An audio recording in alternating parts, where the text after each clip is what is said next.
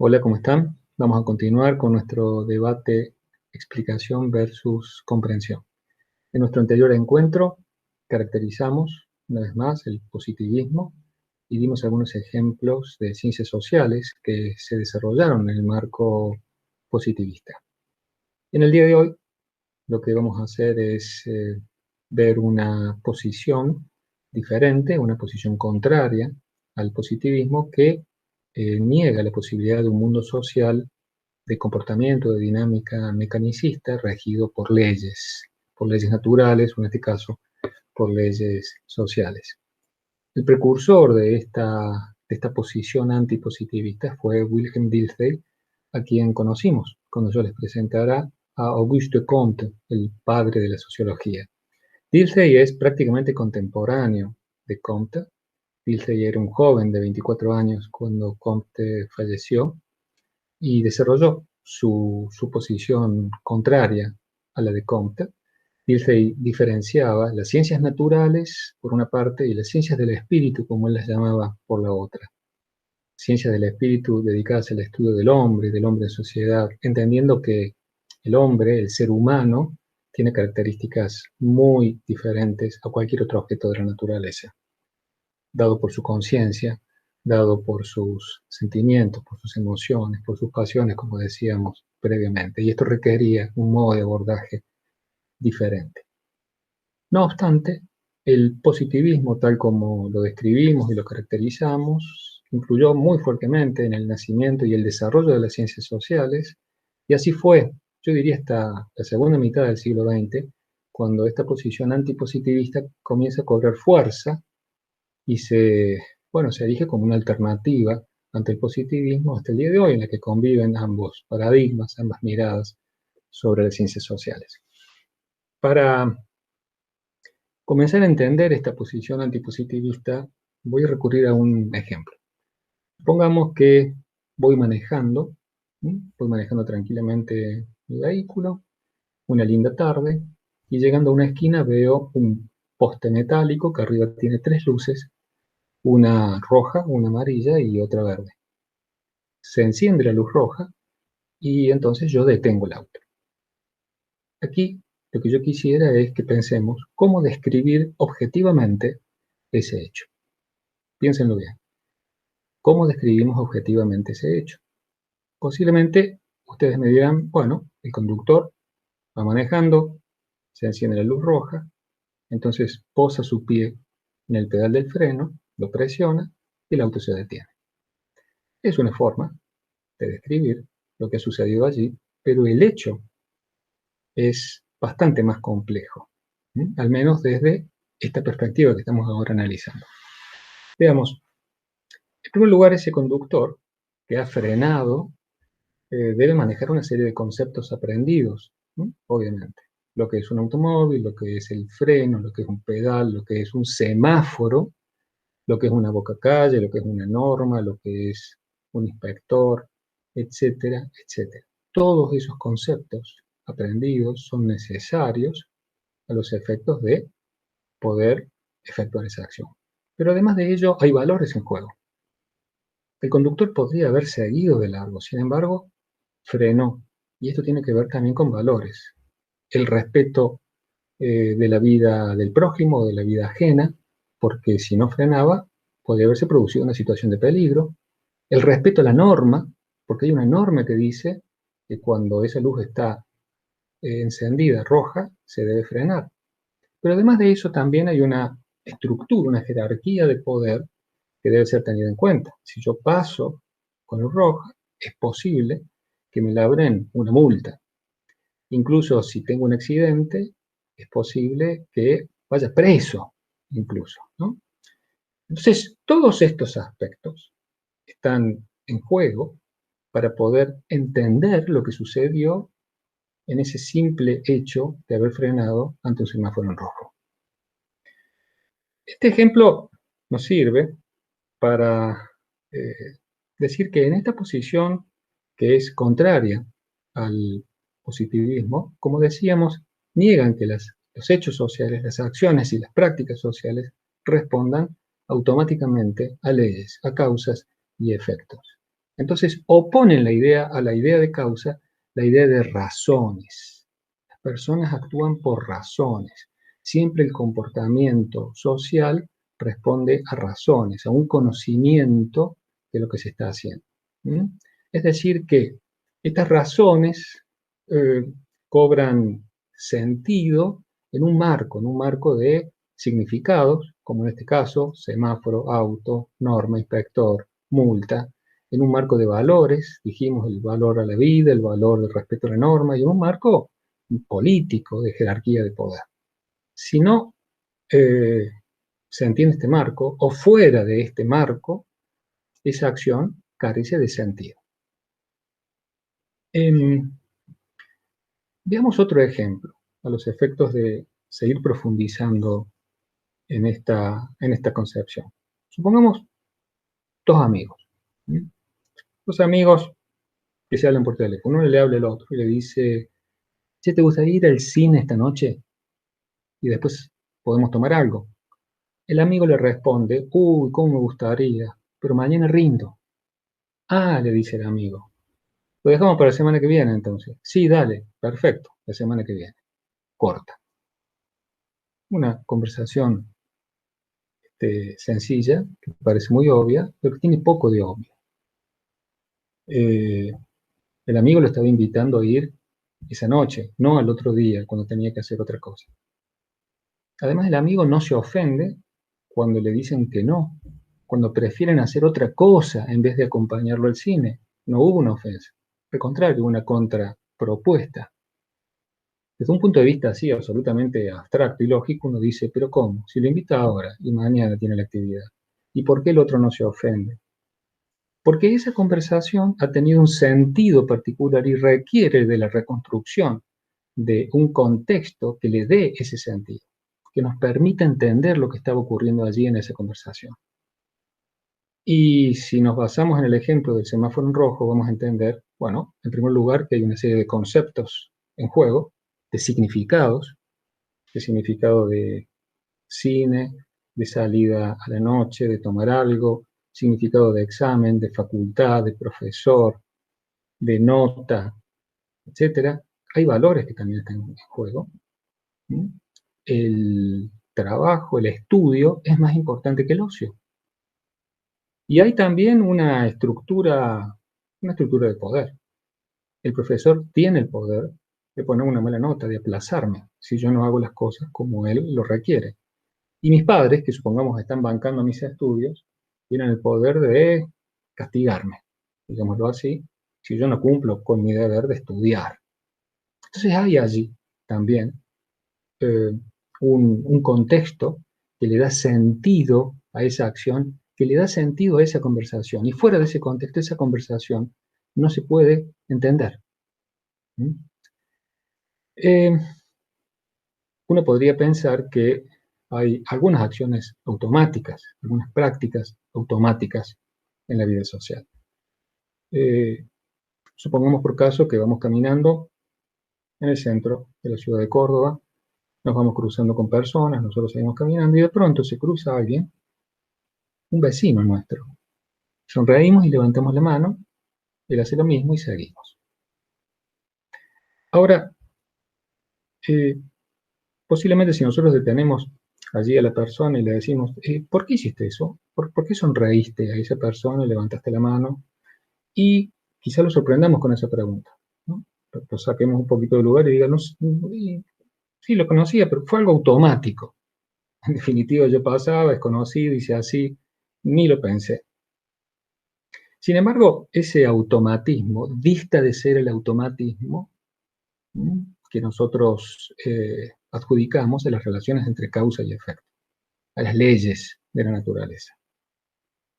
Porque si nosotros seguimos preguntando y le decimos, pero ¿por qué sonreís? ¿Y por qué levantás la mano? Y lo hacemos reflexionar, bueno, él nos va a terminar diciendo con toda seguridad, porque yo lo conozco, y bueno, yo levanto la mano para saludar, lo que es, en definitiva, un modo como le indico que lo he reconocido, que lo tengo en cuenta, que le tengo afecto, ¿sí?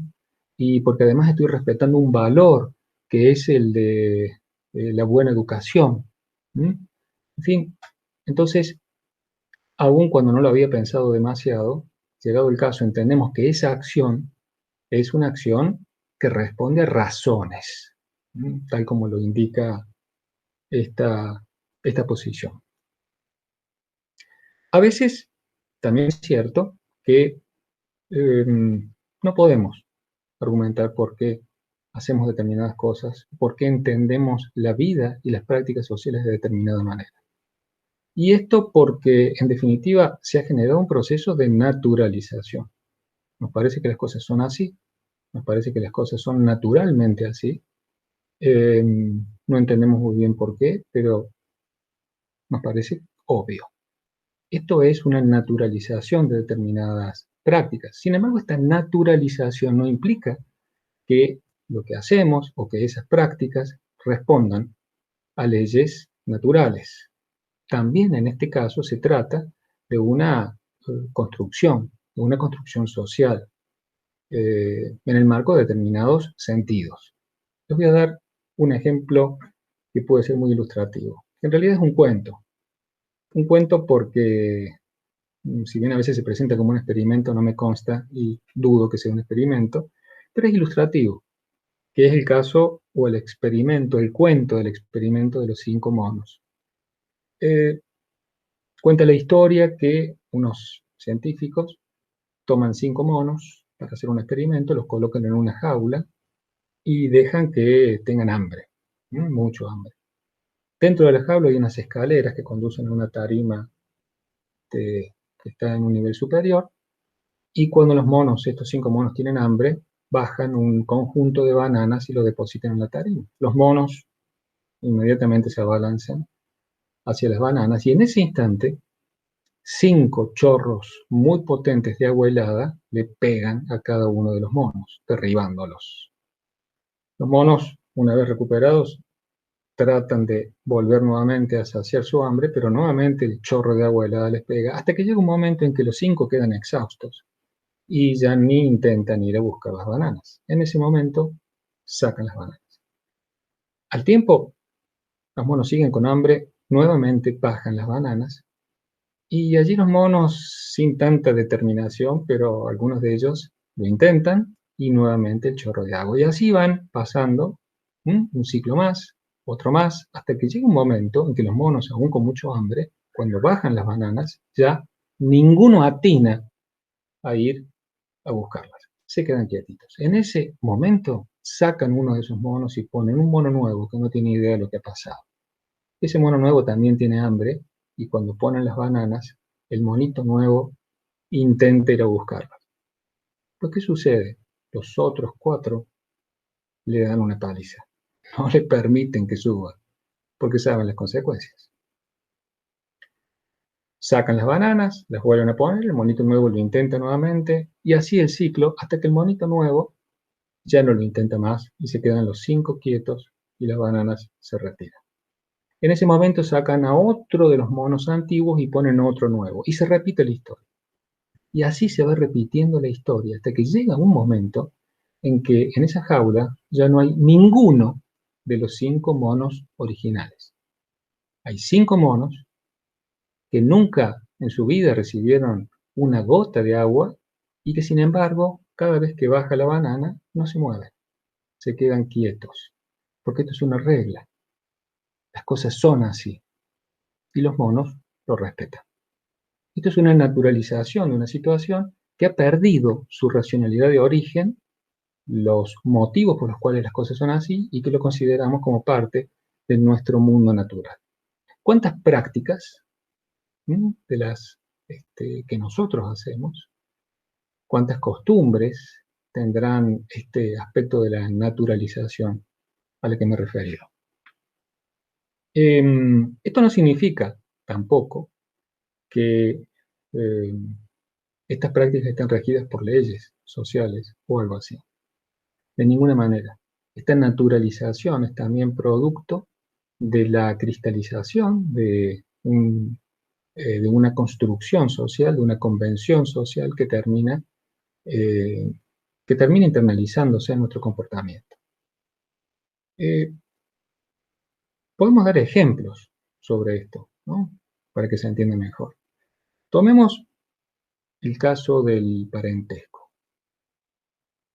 Mamá, papá, los hermanos, los primos, los tíos, los abuelos. El parentesco tiene una consecuencia de una red afectiva y además de derechos, ¿no? Derechos y obligaciones, filiales, hereditarios.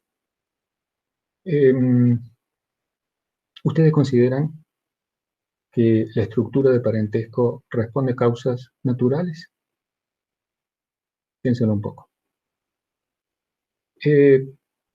Bueno, uno podría argumentar que sí, porque en definitiva hay una base genética, ¿no? Lo que a veces se dice la sangre. Sin embargo, aún esto siendo cierto, lo que no parece tener una explicación más clara es por qué ese es el criterio de una estructura de parentesco. ¿Por qué? ¿Por qué no podría ser otro? No sé, una red afectiva. O, por ejemplo, como de hecho ha sucedido, los hijos no son de la familia nuclear, sino que son de la tribu.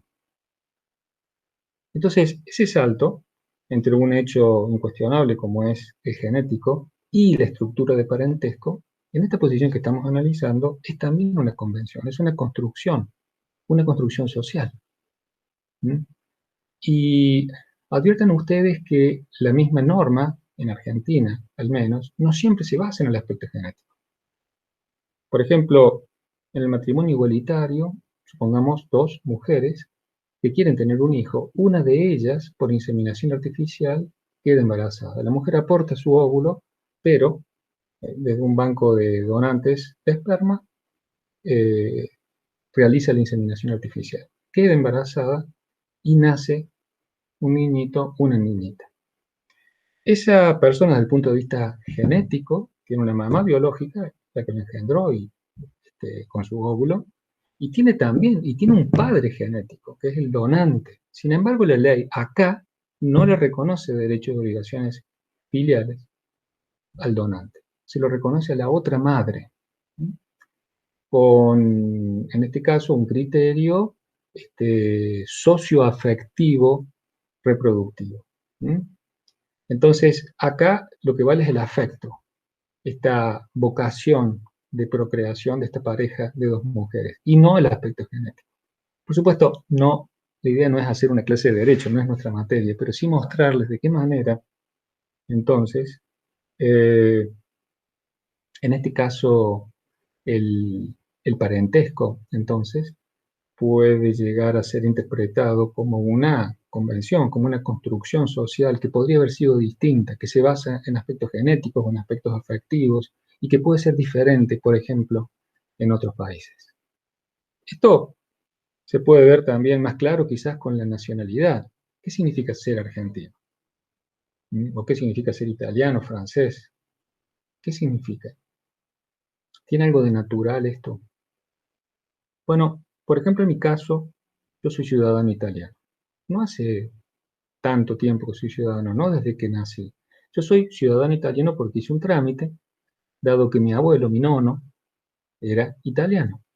Esto me permitió a mí, dentro del marco de las normas de Italia, pedir, tramitar la ciudadanía italiana. Pero observen ustedes que esto fue posible porque mi nono era italiano. Si mi nona hubiera sido la italiana y mi nono no, eh, yo no hubiera podido hacer el trámite, porque la norma lo que exige es que sea el hombre. Si estamos hablando de abuelo, tiene que ser el hombre, no la mujer. A veces, en el caso de las nacionalidades, entonces, vale el aspecto genético y de determinada forma. En otros casos vale el suelo, los lugares donde se nació. En otros casos son una especie de compromiso entre ambos criterios. Entonces, acá también puede interpretarse la nacionalidad como una construcción social, como una convención, que parte, en primer lugar, de una primera convención y es la división de los territorios en estados-nación, algo que nació en la modernidad, según vimos, con sus límites jurisdiccionales y con su marco normativo propio, nace a partir de ahí, y del modo como interpretan que deben reconocerse sus ciudadanos. Este es otro ejemplo también de lo que estamos hablando. Podemos salir de este campo más normativo, si se quiere, en el que estamos tratando de entender eh, estos marcos de sentido que le dan sentido a las prácticas y a la vida y al mundo social. Y podemos pensar, por ejemplo, en el amor. ¿Mm? Hay muchas clases de amor. El amor de la madre hacia un hijo, del padre hacia un hijo, una hija, el amor entre amigos, entre hermanos, en fin. Pero hablemos del amor, en este caso, el amor romántico, el amor de pareja. Eh, ¿Cómo se entiende ese sentimiento? ¿Cómo se entiende ese sentimiento? Uno, desde el punto de vista biológico, podría presentarlo, como posiblemente lo han escuchado alguna vez, como un conjunto de reacciones físico-químicas en las personas cuando, ¿no?, se encuentra con otro espécimen compatible y se producen una serie de mm, reacciones internas. Pero ¿esto explica un sentimiento realmente? Eh, bueno, uno podría pensar que no. ¿No tiene alguna influencia en lo que sentimos la idea que tenemos de lo que es el amor? El amor verdadero, el amor para toda la vida, la media naranja, etcétera, etcétera. Una construcción histórica en la que tiene mucho que ver la literatura, Romeo y Julieta, por ejemplo, y miles de libros, miles de historietas, el arte, ¿m? El cine, ¿tendrá algo que ver en esta idea de amor? Y esta idea de amor construida a lo largo del tiempo, ¿no condicionará el modo como estamos sintiendo? Bueno, en esta posición que estamos analizando, sí, efectivamente, el amor romántico en gran parte es una construcción que ha ido variando conceptualmente a lo largo de la historia de la humanidad, no siempre ha sido la misma, y que está influenciando y condicionando los modos como sentimos el amor. Y siguiendo en esta línea, ¿qué me dicen del capitalismo?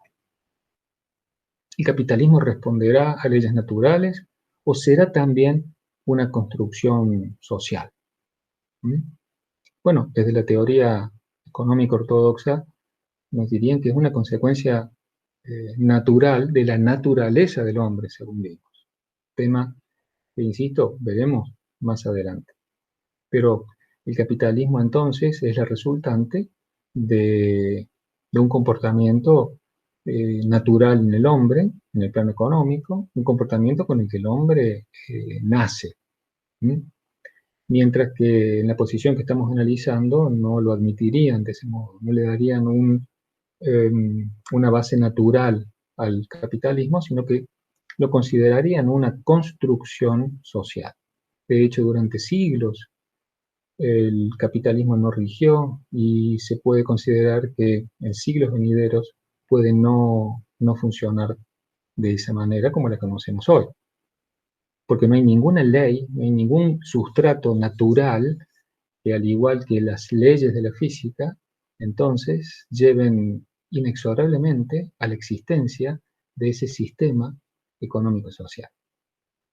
Ahora bien, si hay eh, prácticas sociales como las que les he estado mencionando que resultan naturalizadas, lo cual no significa que estén regidas por leyes, ¿no?, sino que las hemos asimilado y las hemos asumido de un modo incuestionable. Uno puede pensar que la estructura social, para llamarlo de algún modo, el mundo social, entonces queda cristalizado, sin ninguna posibilidad de cambio. Las cosas son así y por lo tanto no van a cambiar. Sin embargo, esto está lejos de ser así, porque estos significados, estos valores, estas jerarquías de poder a las que hice alusión, que brindan ese contexto que le da sentido a las acciones, a las prácticas sociales, están en permanente tensión interpretativa. son objeto de discusión, incluso son objeto de lucha. De manera que esta tensión, que es permanente, genera cambios en la vida social. Por ejemplo, no hace muchos años, en 1987, estamos hablando de 33 años, se aprobaba en el Congreso que las personas divorciadas podían volver a casarse. Las personas no se podían volver a casar. El divorcio estaba aceptado legalmente. Generalmente eso implicaba a veces juicios muy conflictivos y extensos, y cuando finalmente sucedía este divorcio, las personas no se podían volver a casar. El proyecto de ley aprobado en el 87 admitía que las personas rehicieran su vida. Sin embargo, fue objeto de debates, objeto de marchas, objeto de publicaciones periodísticas, ¿no? Algo que quizás ustedes han vivido más de cerca con el debate sobre el aborto, por ejemplo. Fue una cosa tan escandalosa como esa, hablar de la posibilidad de que se vuelvan a casar las personas. Hoy es muy fácil divorciarse. Incluso con el nuevo código, ni siquiera hace falta argumentar causas. No es necesario que los dos estén de acuerdo, pueden estarlo o no. Existe el divorcio express. Quiero decir, ha cambiado increíblemente en estos 33 años la concepción sobre el divorcio. Y esto ha sido objeto de tensiones, ha sido el resultado de luchas que ha llevado a este estado de cosas. Y lo mismo podemos pensar en las cuestiones de género. Imaginen ustedes el matrimonio igualitario hace 50 años, por ejemplo. Pensar en el matrimonio igualitario. Dos hombres casándose, dos mujeres casándose. De manera entonces, lo que quiero aquí rescatar es esta idea de que el mundo social, las prácticas sociales, siempre están enmarcadas en un contexto que les brinda sentido, no son automáticas, no están mecanizadas, no están regidas por leyes en esta posición que estamos analizando, sino que siempre existe una materia significativa que le da sentido a esas acciones. Cuando suelto la piedra y cae por la ley de gravedad, nadie piensa nada, no hay ningún tipo de justificativo ni de razón, es un movimiento automático. Acá las prácticas sociales, las acciones, todas ellas, incluso aquellas que hemos naturalizado, incluso aquellas que hacemos automáticamente, todas tienen un sustrato de sentido que, que tiene que ver con las razones por las cuales hacemos estas cosas y que por lo tanto son susceptibles de ser cambiadas en un proceso histórico. ¿Cómo se llega a esta constitución de sentidos? ¿Cómo llegamos a, a construir este contexto de significados, de valores, de normas, de poder que, que engloba, que enmarca nuestras acciones y que le da sentido? ¿Cómo se construye? Bueno, sería realmente muy extenso y escapa a los alcances de este encuentro conversar acerca de este modo como las sociedades y las comunidades van construyendo socialmente sus sentidos. Pero sí puedo decirles que siempre es un proceso histórico y es un proceso geográficamente situado. ¿Esto qué quiere decir? Quiere decir que se va construyendo a lo largo del tiempo, en función de las acciones que se van emprendiendo, de los resultados, de la interpretación de esos resultados, de las percepciones de los derechos, se van construyendo en el tiempo y está geográficamente situado. Tiene que ver con una comunidad en un tiempo, en un lugar determinado, y de este modo estos contextos significativos son unos, por ejemplo, en Córdoba y será otro en China, porque su proceso histórico ha sido diferente. Entenderán ustedes entonces que eh, la ciencia social que se enmarca en el positivismo lo que, lo que busca es el descubrimiento de leyes que rigen el mundo social, o en todo caso, desde una visión popperiana, el descubrimiento de hipótesis o la formulación de hipótesis que explican el mundo social, un mundo entendido regido por causas y efectos. Y a partir de esas leyes y de esas hipótesis, entonces, lograr las explicaciones y las predicciones a través del método nomológico deductivo que ya vimos o del método hipotético deductivo. Entonces, por eso decimos que el campo del positivismo es el campo de la explicación científica. Mientras que quienes se ubican en este otro campo antipositivista no buscan leyes.